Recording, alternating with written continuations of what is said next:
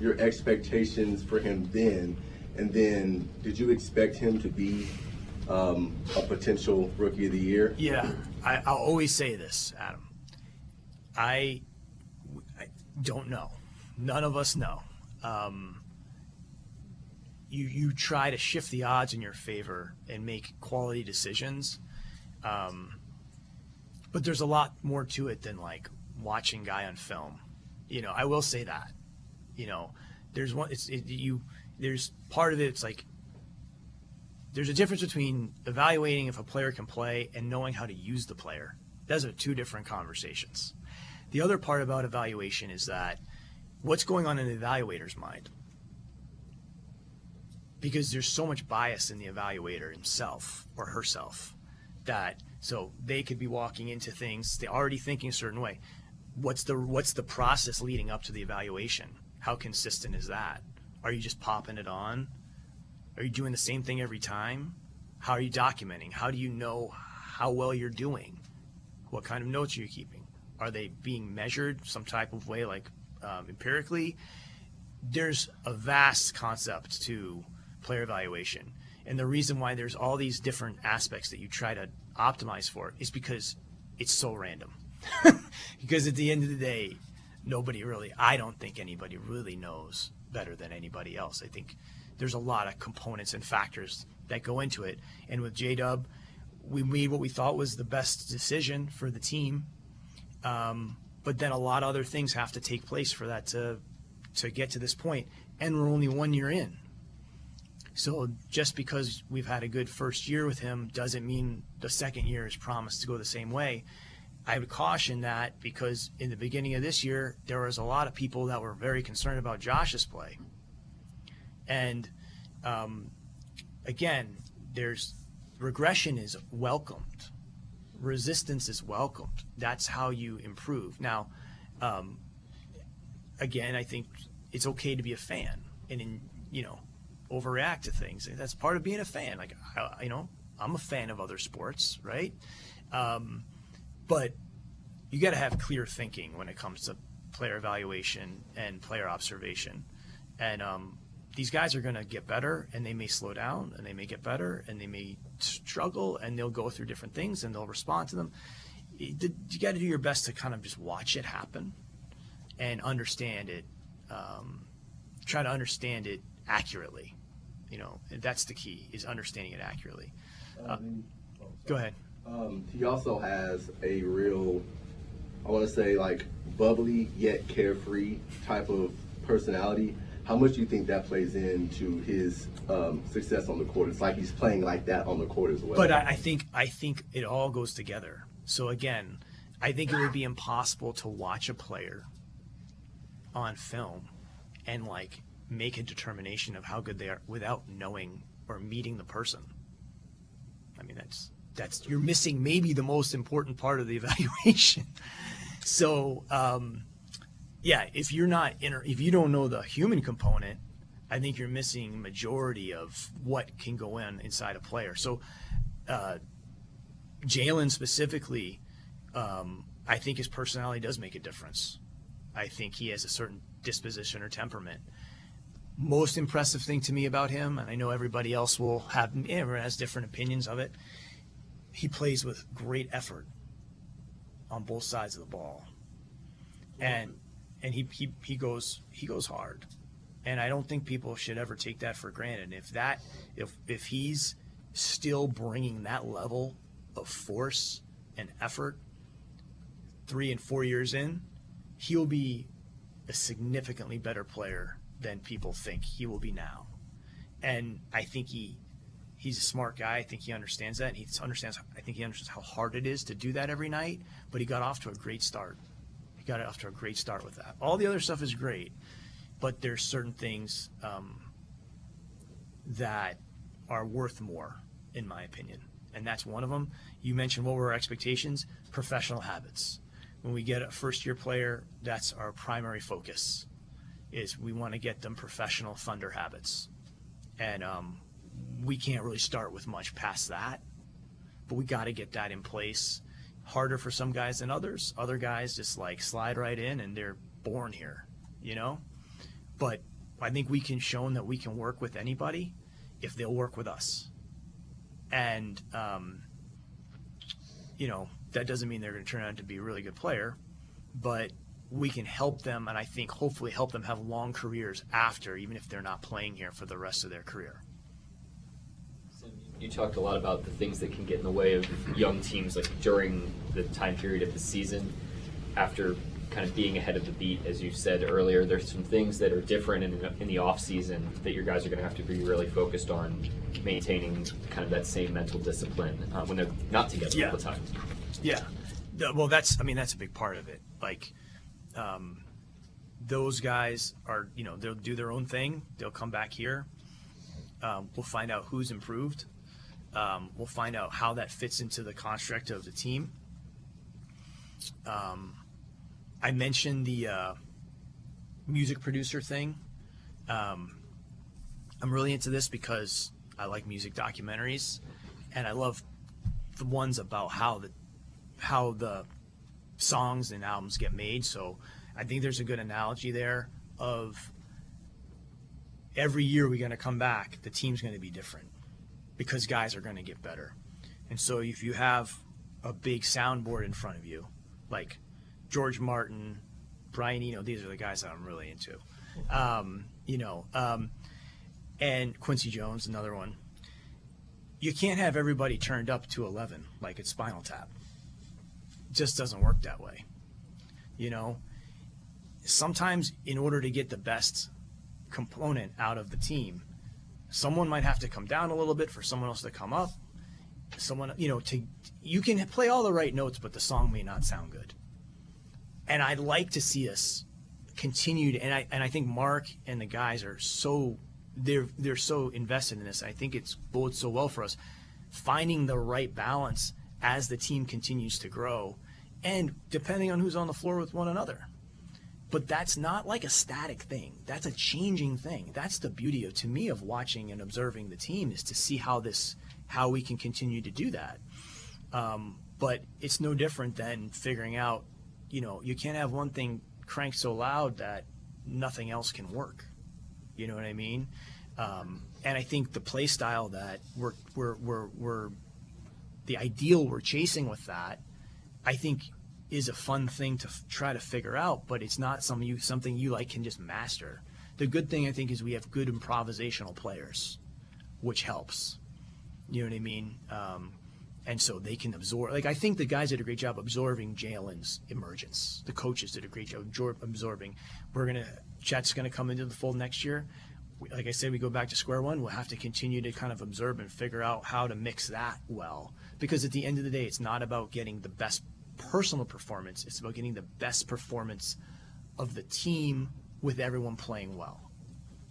One more after seeing Chet Holmgren go down in the offseason. How were you able to not panic after that happened? I think probably temperament and experience. I mentioned the injury thing. The first thing is it's tough for the guys. Like, it's really tough for the guys because it's just crushing. I can't put that into words for you. But then you also have to move on with the team. So it's a tricky thing there too, because you can't have the team looking back.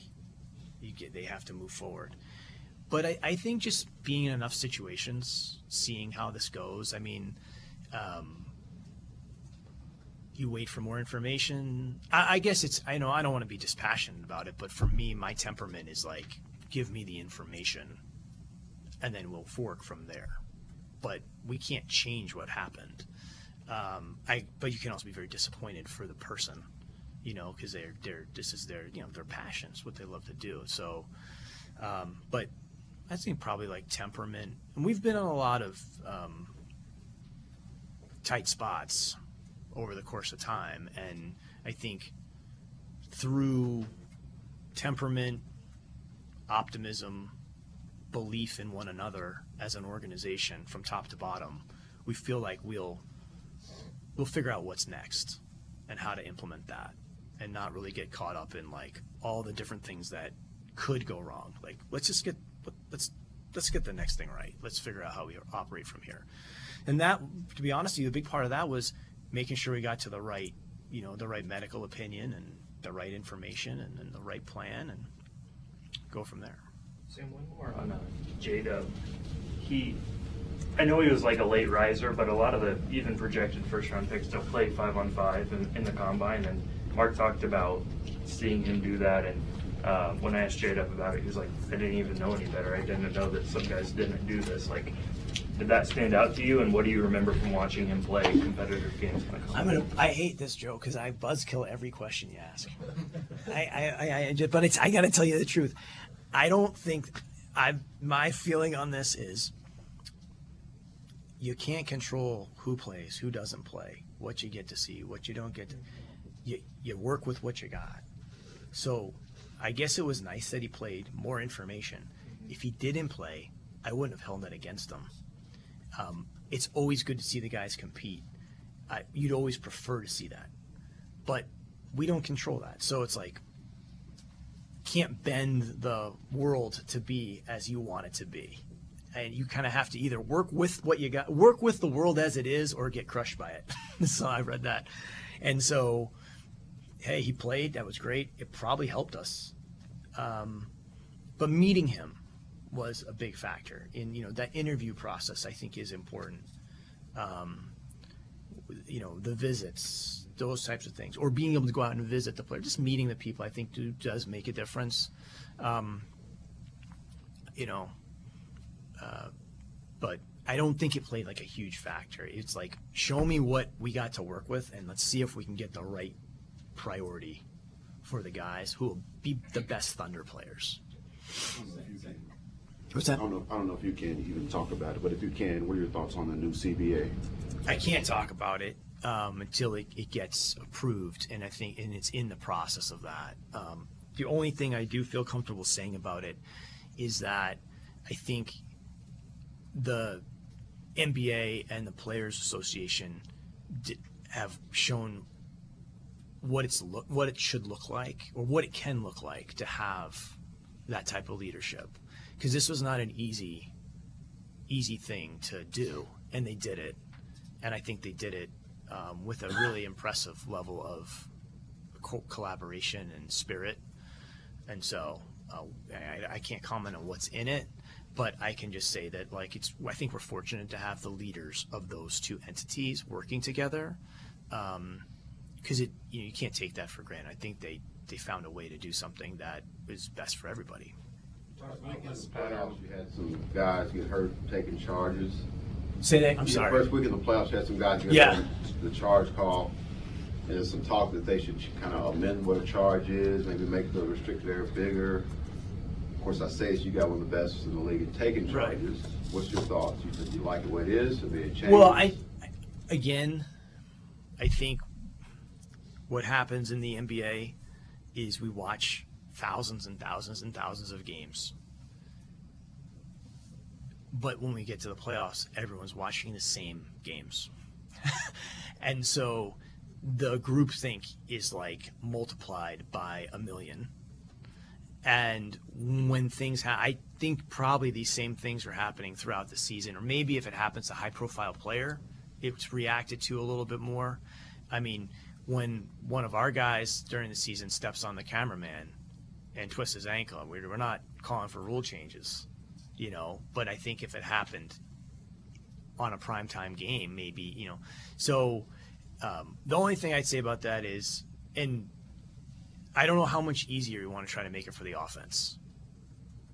I mean, we've taken away every potential thing. Unless we just want to have a 5-on-0 game and just see who shoots the best.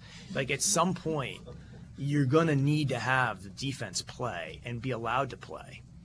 And I understand, you could also make the argument that maybe guys will not go in the paint quite as much because they're, we're taking the obstacles away, is what I'm saying. And so, and this has nothing to do with Jay Will. We've had Collis, we've had a lot of charge takers over the years, but I just think it's less of, if we need to do that for some reason, fine, but I just think it's more a question of, how many more limitations are we going to place on the defense? I mean, I think that's just a real question for the league. What kind of game do you want to have? Is it an offensive game with a little bit of defense, or do you want a balanced where both sides of the ball are being able to play, a certain way? But I know what will happen is this will get, if there's enough, the medium matters more than the message. If it's made its way to social media strong enough, it's going to get talked about, because that's the name of the game. And so I'm sure there will be meetings about taking away this thing, but hopefully we can find ways to help the defense be a part of basketball too. Can you talk about Ousmane Dieng and evaluate his season? Yeah, it was a little choppy because the middle of the year he had the injury. The one thing I feel comfortable saying about him, because we're early days with him. I mean, I think we all understood, this was going to be there's going to have to be a longer period of observation just because of his age. He's Poku level age. That's how early in the league he was. He takes challenges. He left France and went to New Zealand. He entered the NBA at an extremely young age, being a player that doesn't speak perfect English. I like that. I like the fact that he's taken challenges, he's taken risks, and he's bet on his own being. So we'll see where that leads us after. It's another summer. It's a big summer for him, but these are guys that are going to look significantly different over time, physically, and this also game wise. I thought he got better as the season went along, but like all of our guys, he has a lot to work on. But he knows where the ball should go pretty easily. In terms of his cognition of the game, it's high. The processing speed is high.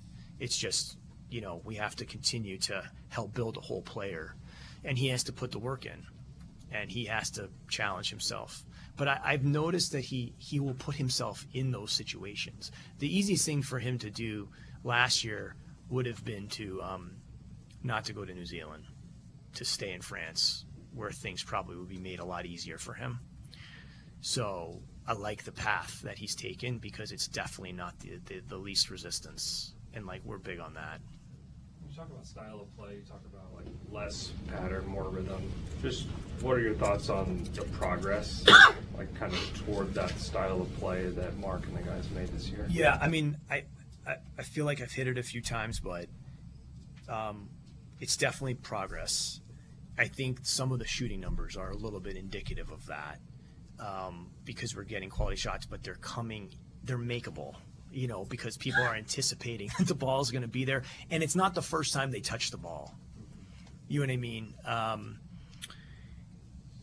I think the mixing board example I gave you, I should have saved that for this question if I knew this was coming.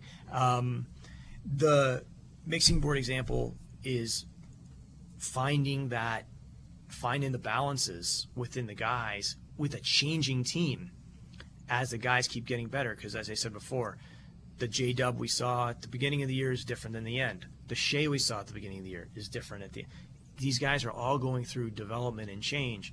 And so that's why we've felt that doubling down on those opportunities was important, so that we can continue to get more information about where they are. And then how do we best deploy them, and in what structure, so that everybody's playing well at the same time, versus one guy's playing well, but in order for him to play well, no one else can play well. We want it to be everybody playing well at the same time in the more modern NBA. And, you could make the argument that the team we have right now wouldn't have been a very good team in the NBA 6 or 7 years ago. And you could take the teams that were in the NBA 6 or 7 years ago and put them in the NBA today. They may not be very good, because the NBA is always changing.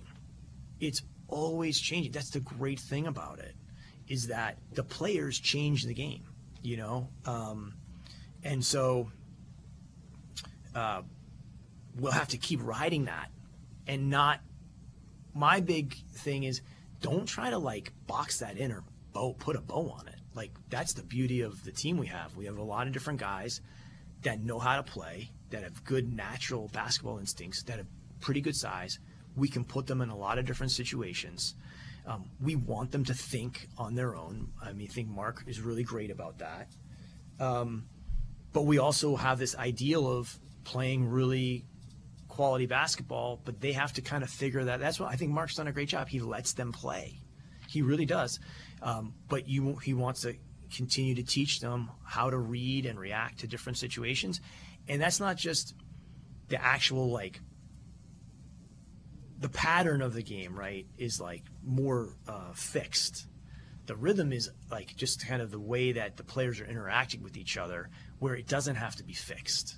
And I think it helps that we have some of the guys that they can decide where the things should be going, based on what's happening on the floor. That's really helpful, and that's scalable. The patterns are not scalable. They're not as adaptable.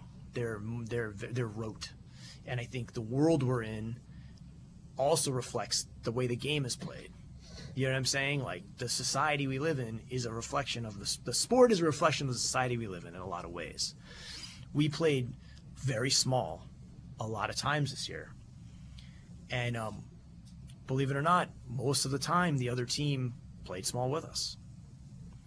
And when you talk about the development of our players, a big part of the development of our players, if you looked at where some of the guys took off, J-Dub specifically, Josh a little bit, Isaiah, it's when we started playing smaller. So some of the stylistic focus is also to drive development. I thought having Horford here for the time that he was here really accentuated Shai's development because it gave him a different look on the floor.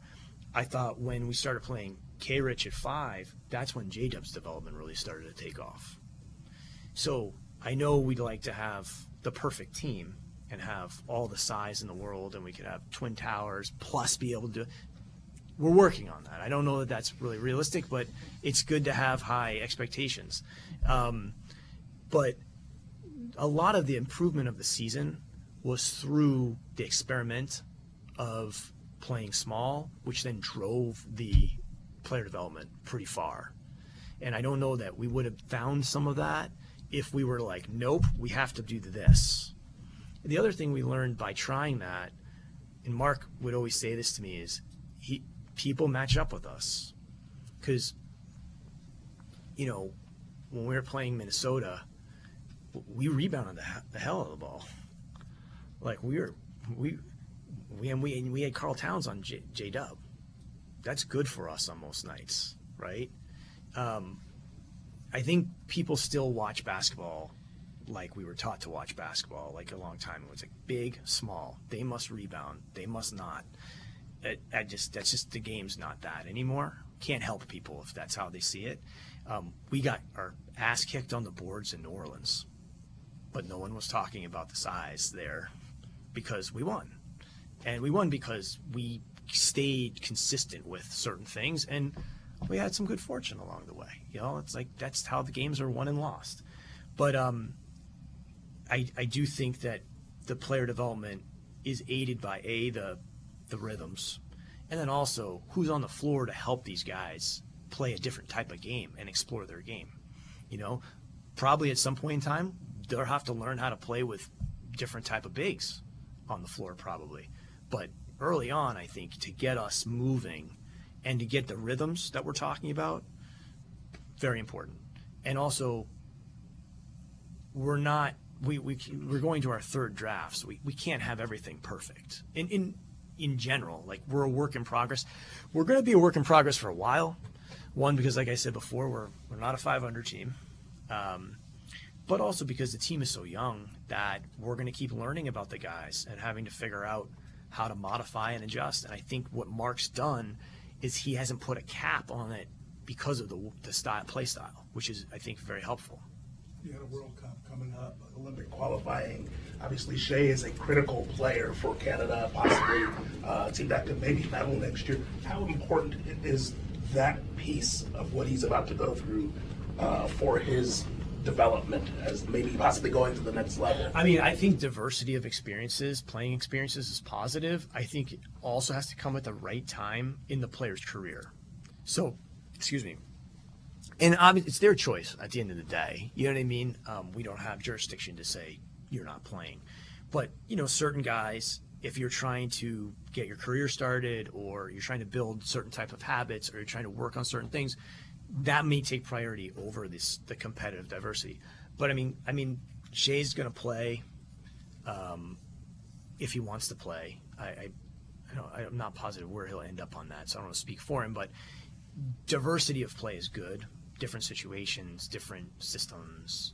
I don't see that as a negative at all. Again, I think shocking yourself and stressing your team, stressing yourself is a positive thing, as long as you know you have a baseline to come back to. If you're just kind of a Jackson Pollock version of a basketball player, that's a tough thing. I mean, you can keep your bags packed. You're going to be a journeyman. You got to have some identity that this is what I do to play well. That's the thing I learned from Collison. This is what I do to play well, or I play well here and this is why. I think those are really important things for guys to understand as their career goes along. So the diversity is great as long as you have that sense of self as a player. Sam, we saw how important the G League was this year, with particularly J. Will playing so good with the Blue early on, and then the second half being a valuable member for the Thunder. What's it like seeing that synergy between these two programs? And also, you mentioned before about the G League not liking the Blue playing in the Paycon. Is there any resolution there? The second question, I'm going to defer on that. But we're doing our best, the first part of that, it's at this point for us, we don't even see it's the same thing. You know what I mean? It's like there's no thin line. It's just, so it's great because half of our Thunder staff has probably come from the Blue. We have a lot of players, obviously. Our head coach is probably our best example of, that. And he truly, I think, had a huge advantage having been a head coach there and in our organization, but also just a lot of reps. So J. Will did a good job down there. Oos did an excellent job down there the first part of the season before he got injured. Everybody's, it's a regular thing to play there for us. It's a normalized thing. Trey Mann was there, did a great job at the showcase. I think guys understand that that's for us, that's part of the development process, and an important one, because we want to see again, competitive diversity. How can you do in these situations? So I love it. I think it's a great thing. I think, I do think that the G League has a lot of potential that is unrealized. And I do think that, in the future, if we're going to change the age limit, if the age limit were to ever change, I do think that getting the G League even more robust and maybe stronger could be a huge opportunity. So I'm a huge fan of it. I just think there's more there that we can all do for that. Sam, you mentioned Isaiah a few times. Didn't really have the opportunity in Philadelphia, got that here. What was it like for you to see him sort of take off given that opportunity? Happy for him for a lot of reasons. One, he just got I think he's a good example of has a right mentality. He came in confident, but not impatient. Because if you're a confident person, you usually have some patience because you're not worried about losing. Your success doesn't seem quite as elusive to you. He's like, all right, I'll wait. Eventually I'm going to get a shot, And he did. And he showed a lot of professionalism early on. And then when he got his opportunity, he played well. But he also plays physical. He does things that drive winning. He'll take a charge, as long as those will be allowed in the future. But he took, take a charge. He'll get a rebound. He keeps the ball moving, but he finds volume threes, which with the makeup of our team, you'd like to think that if you can find the space, someone's going to see it. It's really hard. I think it's a hard argument for some of our guys. You can't. Josh Giddey can't come to the huddle and say, "I didn't see you." You saw him. You can see everything. So, I think those types of guys like to play. We should be able to maximize those types of guys. And when we drafted Josh and even some of the other guys, I mentioned that why we were doing that was because we thought, and you can go back and check my words, we didn't know how good he'd be, but we thought he could help the play style and amplify potential, additions in the future. And I think that helps. The play style obviously helps. But Isaiah's confidence, I think, was, and his patience with the process was key.